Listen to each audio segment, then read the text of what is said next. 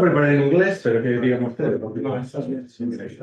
So, it's my very big pleasure to introduce Sergio Lambertucci, who is a friend and colleague. We started working together on some stuff before even we met. He, some years ago, actually. He's a professor at CONICET, directing a very large group, doing a lot of conservation biology, using technology, using a lot of different things, very much interdisciplinary. He has been working with Andean condor for basically all his life, but he does basically anything related to birds and mammals, I would say. And yeah, it's my very big pleasure to have you here. I'm sure that we will all enjoy your presentation. And please, the floor is yours. Thank you very much. Good morning. Well, I will be talking about this, but before these words, okay, I will use this. Before I start, I have to give some. ¿Este? No, que no está. Pero no hay sitio. No hay sitio. Ah, bueno, no pasa nada. Uso. Video.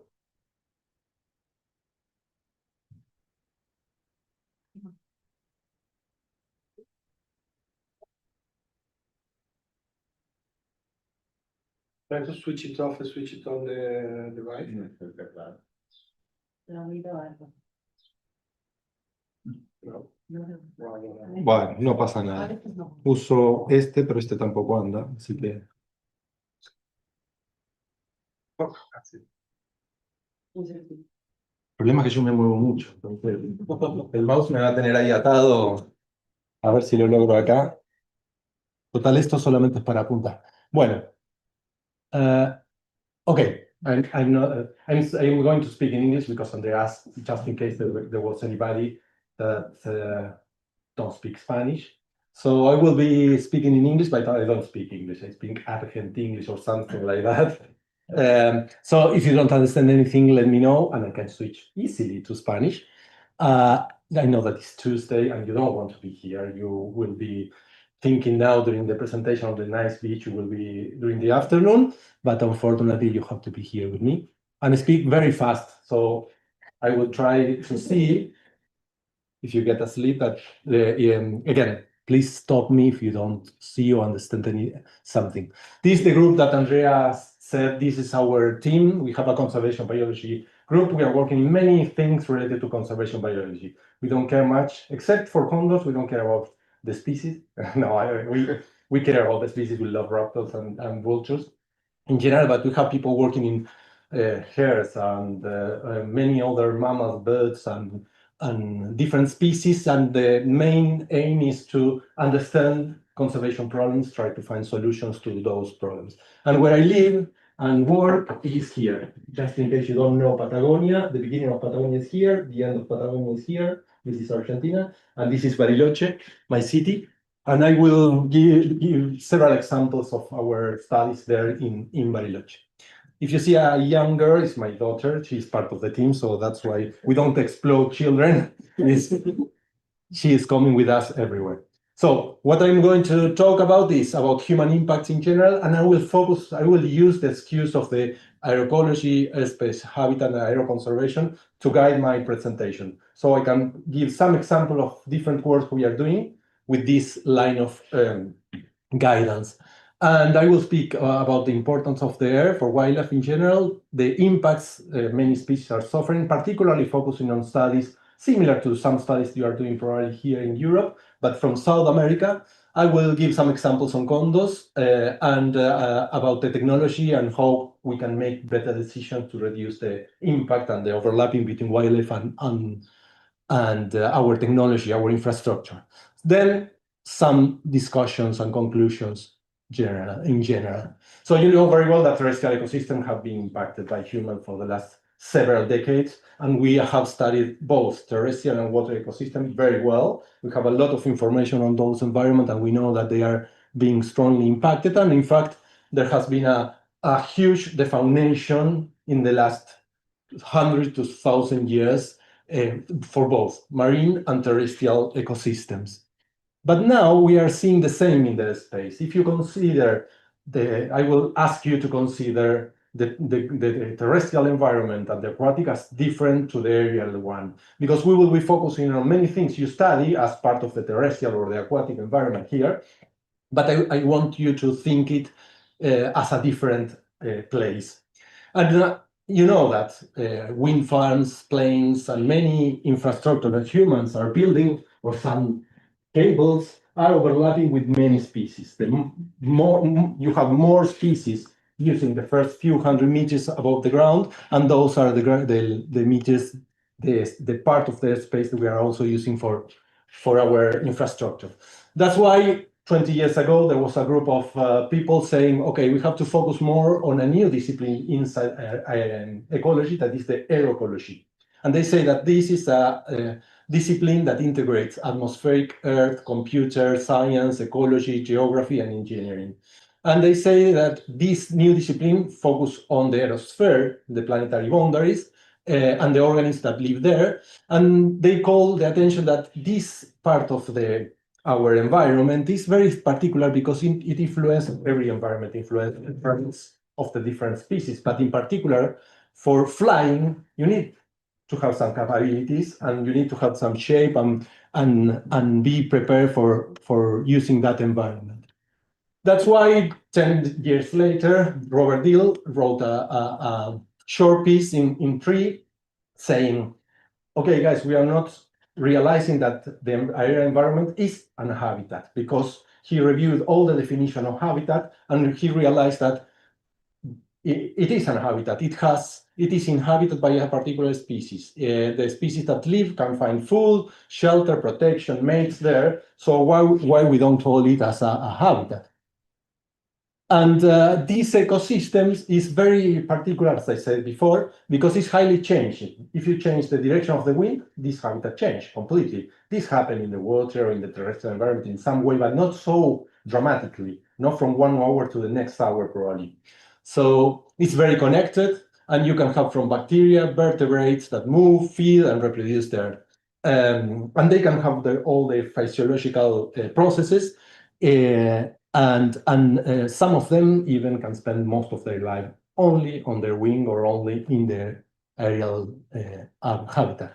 That's why when we start to build new technology that can overlap, like bigger buildings, we now have buildings of 600 or 800 meters above the ground level.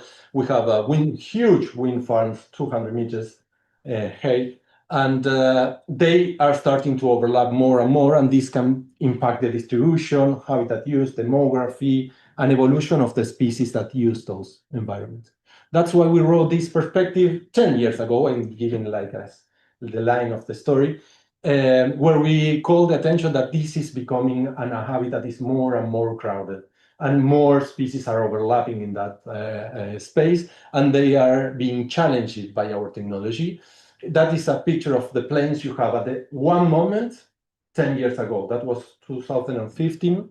And this is last week, for example. And everything is changing and increasing very fast, very, very fast. What we wrote 10 years ago is completely different of what is happening now.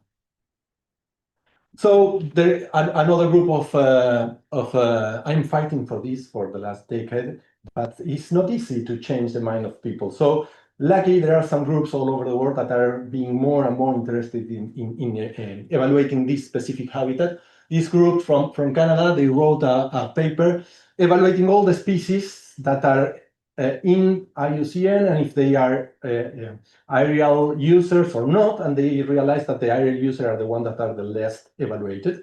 And they proposed that we know now that the airspace is a habitat, that we need more research on this habitat and their ecology, and that there are more and more mortality and interaction with people there. So we need also a new discipline in conservation, and they call it aeroconservation. Those 3 terms are new terms that we are trying to sell to the rest of the community and to show that we should be using them. So what are those problems? I will give one example for each one. And those examples are, for example, direct collisions with Oh, sorry. Oh, now it works. Looks time. Yeah, yeah. With stationary structures or with moving structures. So, for example, solar panels, buildings, or car, trains, aircraft. They all produce mortality or injury. And they can also be physical barriers. It's not only that they are killing animals, but they are producing changes in the pattern of movement of many species. So they produce physical fragmentation. And examples of infrastructure that are killing huge amount of animals all over the world, and we don't pay a lot of attention sometimes. Collision with windows, with buildings, but not only these kind of buildings, also this is a paddle or a road, and we are using windows for all these places, and we put a raptor there, we paint a raptor, and we think that this will solve the problem, and it doesn't. So only in the US, the estimation are of 1 billion of birds per year killed by this infrastructure. We are also working and evaluating this all over our country in Argentina, and particularly in our city because we are surrounded by a national park. And many of the species that come to our city come from the national park. So if this is a trap for those species, we are killing the species, the wildlife from the park. And we found out that there are a lot of mortality all over the country, and particularly in our city, that even includes some raptors, passerine, which is expected, pigeon, hummingbirds, and most buildings, short buildings or small buildings up to 3-story are the ones that are killing the most animals.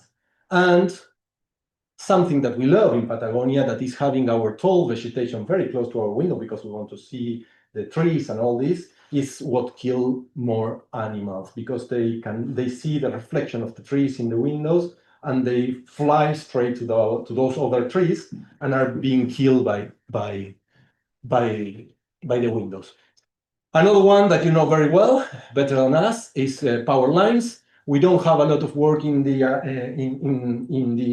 Latin America in general. We did a project evaluating using scientific research, citizen science, newspaper report, field monitoring, and electric companies' information to evaluate the situation in South America. There is not much information, but what we know is that we are killing by electrocution and collision and a huge amount of different families of birds too.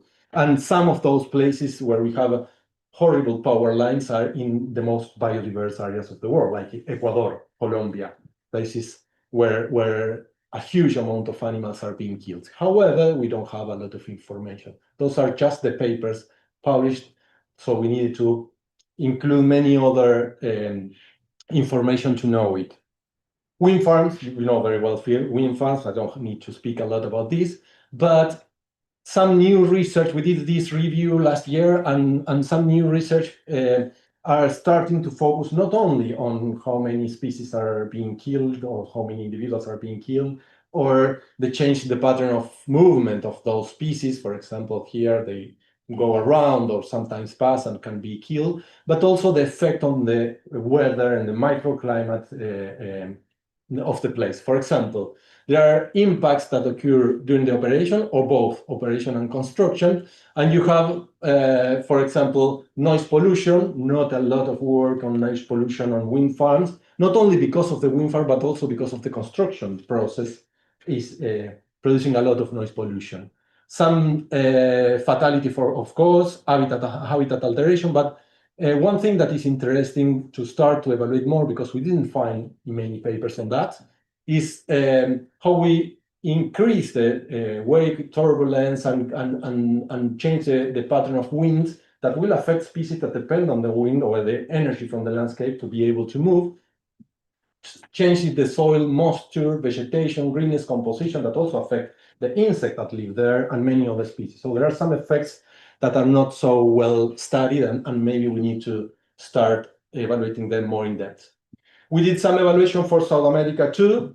Those are the wind farms we have in South America. As you see, there are not so many as here in Spain, but they are increasing a lot. We also did a map of the wind, where are the best winds to put wind farms. And as you can see here in the north of South America, and particularly all in Patagonia, there are very good winds to produce wind energy. So there are many new projects starting in that area.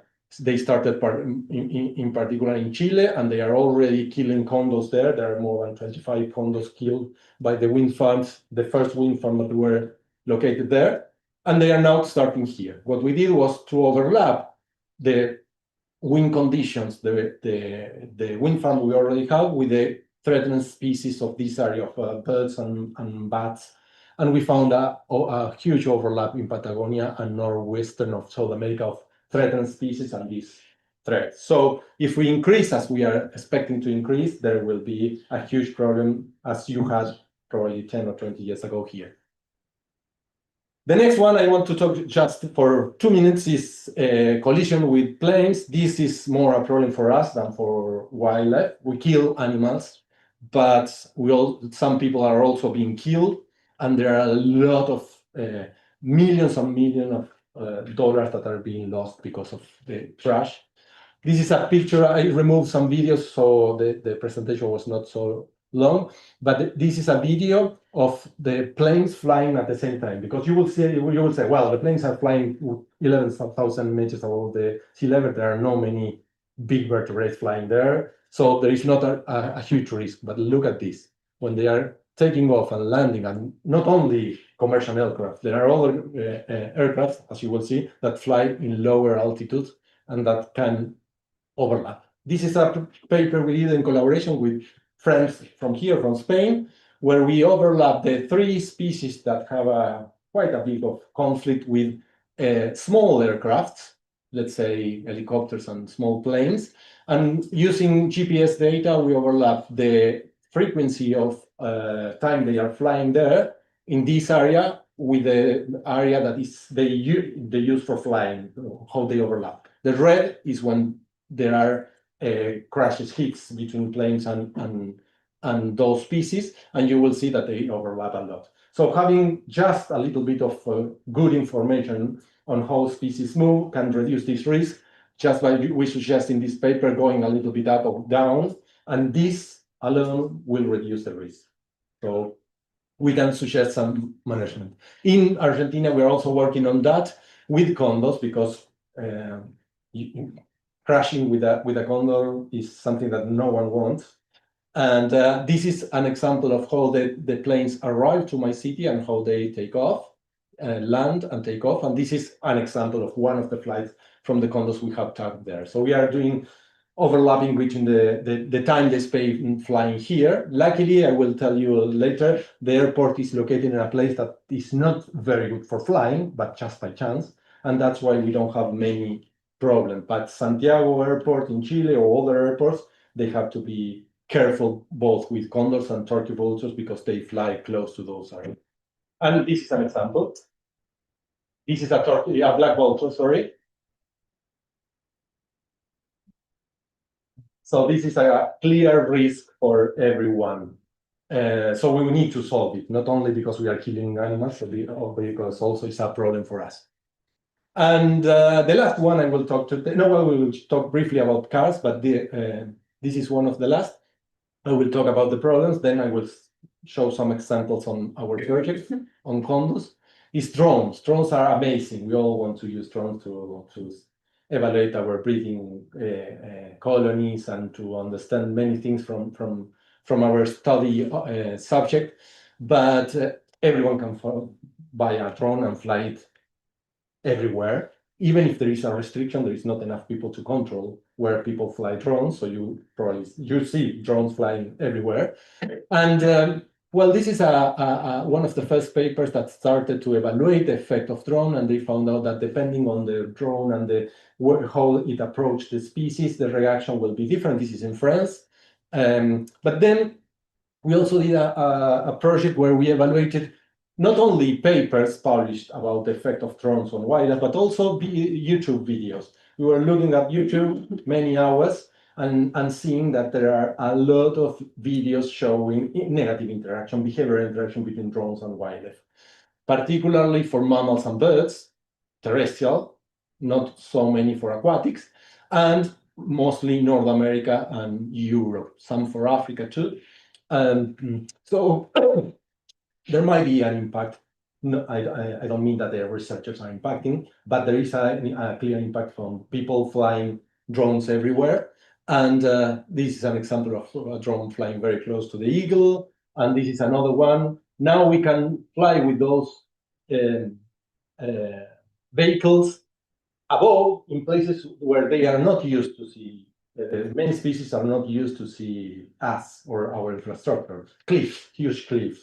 They know if we are going to go there, they will see us slowly going, climbing, but an object like that. And most worryingly, it's not the drones that we are flying and disturbing, it's the future. The future, there are already places where you can take a taxi, a drone taxi.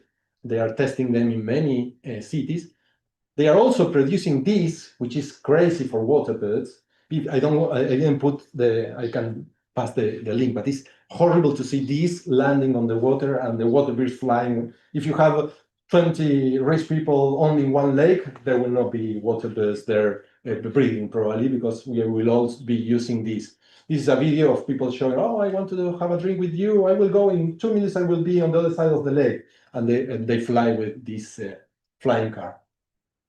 And so you can trust me, this is now a huge new economy. In China alone, it's increasing immensely, enormously. The amount of drones that are being used for sending medicines, for, of course, buying pizza and many other stuff is increasing exponentially. And it is expected that it will produce a huge economy market. This new emerging economic sector is the one that use these first 1,000 meters above the ground. And what is worrying is that most documents proposing the low altitude economy, they don't pay attention at all in any of the chapters to wildlife. They only pay attention of human security and etc., but they are not paying attention on wildlife. And this is something that worries my colleagues in China too a lot.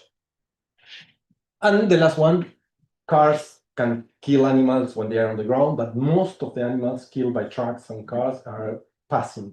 They are flying when they are passing. So they kill a huge amount of species. So if we include this as an example for the US of animals being killed, birds being killed by the different infrastructures, and you will see that if we sum up all those, we are killing more than the cats inside the cities. And worryingly, we are killing animals with long life, with raptors, animals, top predators, that cats are probably not the ones that are killing them. So we are also affecting a part of the community that is we will not be able to recover in the same way as others. There are different estimations. This is another one from other places. And if you include electrocution, cars, wind turbines, power lines, communication towers, and windows, of course, the main problem is in the airspace when they are flying. So that's why I think we need to pay more attention. And this is without considering light, noise, and chemical pollution. That is also mostly in there. Many of those pollution are affected in there. An example from our region, we did a project evaluating how the birds sing in the surrounding of our city when there is anthropogenic noise or when there is no. Planes, cars, for example. And what we saw is for the 4 species that are completely different, a parakeet, a hummingbird, an insectivore bird, a seed disperser, all of them changed, all the duration of the sing, all the frequency, all the amplitude, all the pauses. So all of them are affected in some way. And there are other papers showing that changing the way you sing also changes your body condition, the energy you spend, and the probability that you will breathe or not. So this is also affected. Well, this is half of my presentation, and the last part will be more simple, showing some examples with condors, what we do with condors to try to consider the airspace in 3 dimensions. And for that, we have been working with condors for many years, and we work here in Patagonia. This is a picture of a lake that is 20 minutes from my home, where we trap them, and we put carcasses where we wait for the condors to arrive, and when they are all there, ready to be shot, we trap them and mark them, take the samples, everything, the same things you do here. We put GPS tags. In the past, we were only allowed to use batashal tags. Luckily, we can now use other kind of tags. Those are very old ones. Now we use EOPS and others that are newer. And this is an accelerometer, an old accelerometer we used in the past only for a couple of weeks. High resolution, 40 hertz for just short time periods, but this allowed us to count the number of time a condor will flap, for example. That is related to the energy they need to spend when they are flying. We can find breeding areas, and just trapping and tapping and tagging condors in Bariloche, in my city, they covered more than half of the country. The country is around 4,000 kilometers from north to south, so imagine more than all Europe. And others that we trapped in the north, they cover most of the north of the country. So they fly a lot, they move a lot, and they can fly even 400 kilometers just in one day, leaving from the breeding area to the foraging area, then to a roosting area and coming back. So now we know a lot about the condors and what they do. They roost in communal roost, generally when they are close to feeding areas. From there, they fly, and currently they go down to the feeding areas going down from the Andes mountain to feed mostly on livestock in the steppe, in the Argentinian steppe. That's because we have a lot of food there. But they are breeding not only, here you have this is the border between Argentina and Chile. So you will see that some of them have their breeding areas in Chile, but they all fly to Argentina. So we say, well, this is important because infrastructure that we build and Chile builds will affect them. If Chile put a wind farm here, we will have less condors here. And we will lose their services, the ecosystem service they provide, and many other things. So we tried to understand why they were going to Argentina and not foraging here. In the coastline, Chile coastline is very productive. So we did another project where we tagged them, and we also evaluated their diet now, the condors that were tagged and the condors that were in museums with more than 100 years ago were died and collected by museums, and we compared the isotope of them, and we found out that they were mostly eating whales in the past. But what happened that in the Pacific, whales were killed. 90% of the whales were killed, so there is not enough carcass to go now. So they prefer to cross the mountain every day with winds of 300 kilometers per hour and all this stuff, and forage on the Argentinian side. And knowing this is fundamental to make conservation strategies if we want to protect them. The information provided by those tags also allowed us to understand better where they spend more energy to fly or less energy. Where they fly with wind flow lifts or when they use thermal lifts, because this will also affect the way they fly and the risk to collide with some infrastructure. So here the red dots is where they spend more energy for flying, and generally is where they are foraging because they have to go down, eat and flap a lot to fly to take off again. So using the accelerometer, we were able to count the number of times they fly, and we realized that a condor can fly 170 kilometers without one flap. So they have the cheapest way of moving together with albatrosses. There's a fight between the terrestrial and marine environment. When we submitted that paper, one of the reviewers, maybe it was one of you, it was from the marine area, and there was a fight. No, but albatross do this and that. And well, the difference is 1%. The albatross can fly 2%, they can flap sometimes 2% to 10% of the time, and they can fly a lot without spending energy, almost with the same energy they spend when they are roosting in a cliff. So why is that important? Because if we build infrastructure and we make them to move in a new way, if we make them to turn many times more and move in another way, not only condors, this is an example for many other species that can even suffer more the disturbance of an infrastructure, and they will have more cost. They will need to spend more energy. Or, for example, I will see if I can move this a bit more faster. This is a video of some people in Patagonia. They went when they went to fly the drones in the middle of winter, cold winter. They found some condos and they said, "Wow, that's cool. We will fly over them and see them." And as you can see, they were roosting in a cliff. They left the cliff, went down and flap, flap, flap, flap most of the time because there is no thermal. There were no any wind, which is rare for Patagonia. And they were roosting on the ground. They don't like to roost on the ground. They don't like to stay there to land on the ground. So they upload the video and say, "Wow, look at that. They were flying with us and all this." Luckily, many people commented and say, "No, you were scaring them." And just making them to fly during several hours like this, they don't find food for some period of time, can put them under some risk.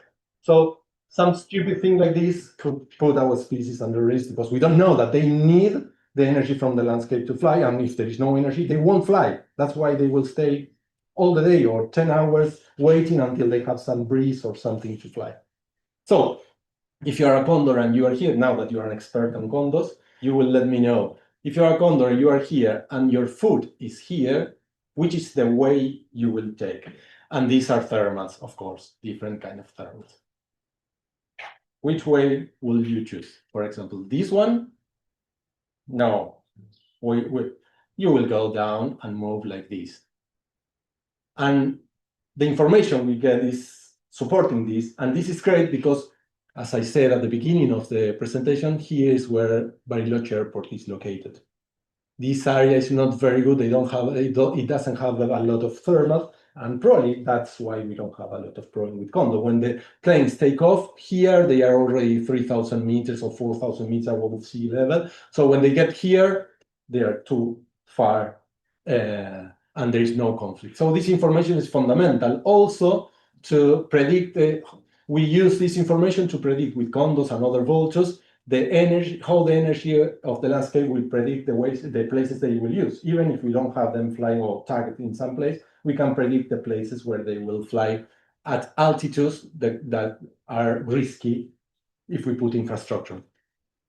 So now we know a lot about them. Tagging them allow us to decide where to put the Paris Tower or any infrastructure you want to put in the mountains. And when they are crossing from one side to the other side of the Andes mountain, we know that we will be affecting each other. So international collaboration is fundamental to solve this. And what I'm calling now, the next step of this group of project is we need to start evaluating that we generally study one or the other. Wind power, power lines, buildings, but we don't pay attention to all of them in a synergic or additive effect. There are some papers, some information suggesting that when you have more blue light pollution, for example, you have more collision. So one species could be affected by two things, but those together will be even more risky. And what scares me a lot is that if you are a sunbird and you have to cross all our infrastructure every day, this could be much more risky than escaping from a peregrine falcon or any other threat. So we are putting a lot of barriers and extra risks to the population that are already suffering. If we overlap noise pollution with some of those threats, of course, it will be more difficult for them to detect some threats. And also it's important because there are many ecological processes that depend on those species. For example, migration. Let's see if I can put. We now have a huge amount of information on migratory species, how they move, where they go, and those migration and those movements are fundamental for many of the processes. Our ecosystems are affected by them. And not only our ecosystem, but all the services. I always use the example of the vulture because it's the group of animals that I work the most. They provide us with several ecosystem services that if we block those, we will realize if Chile put wind farms where they are breeding, we won't have them cleaning our environment or reducing the amount of carcasses that will be in Argentina. So we need to collaborate and solve those problems. Movement is also important, and this is an example of something we are doing together with Andrea, because you know very well influenza disease. The H5N1 is killing a huge amount of animals all over Europe, the US, and now in South America and even Antarctica. And apart from reducing the population of birds, they are being called as guilty because they move. The movement of those species, of course, move the virus. But the virus, this highly pathogenic virus, come from a production system that is unsustainable, like having too many poultry systems, for example. And they are not the guilties. They are affected by something we produce, a new virus with highly pathogenic.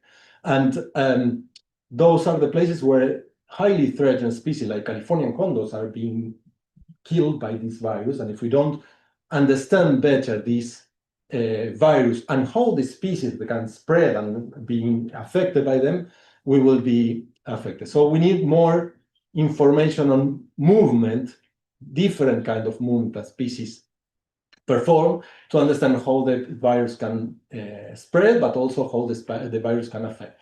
Pollination depend on their, I don't need to explain it. Seed dispersal depend on their, and this is more a theoretical thing we are trying to tell people.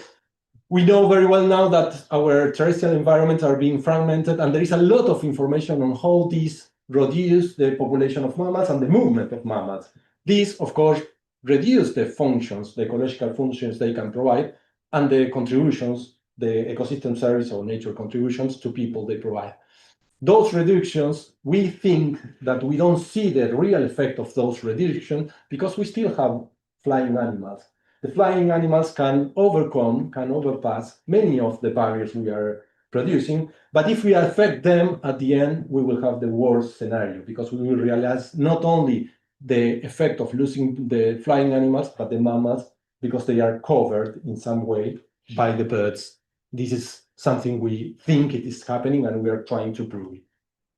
So now I will be ending. What we need is quite challenging to work in this environment. We need an integrative approach evaluating wildlife requirements. We are all doing that. And ecological, processes that depend on their space. We need to study more those additive effects. So what happens when we have 2, 3, 4, or all of them working together in an environment and affecting the species? We need clear strategies to reduce those conflicts. So with the information we are providing, we have a huge amount of animal tags all over the world, and we are not using it in the right way to show where we can put new cities or new airports or new power lines without conflicting. We should regulate the use of their space because it's risky for wildlife and for us. And there are some examples. This is, for example, several years ago, New York decided to reduce the light, and they saw a huge reduction in the number of birds that were killed, just by reducing the public buildings' lights during the night. A simple, cheap strategy with high impact. The anthropos produced by the COVID, we reduced the number of light, we reduced the light we use, we reduced the emission of greenhouse gases just for 1 year. But it was a year where we realized that we can build better, we can build back better, we can do better, we can be more sustainable in some way, and not going back to business as usual. Unfortunately, we are worse than previously. After the pandemic, we are not very sustainable at all. Tell people that the bird is important for birds, bats, and many others. Understand better the connectivity in those areas, because those areas where they can be migrating and moving are the most risky ones. Defending our skies, we need clean skies. Luckily, there are still some in Europe. We have several in Patagonia, and we need to defend them. And also work together with convention and different organisms that are evaluating the problems wildlife are suffering. For example, UIB-CSIC or CBD, they don't consider the airspace as a habitat, and they are not evaluating as a separate thing. So I'm fighting since 2000, I don't remember now, but several years ago, to add and change some of the name of the global drivers they propose, and we are all using. We can name the proposal we gave to them is named as global change drivers to land, water, and air use change, for example.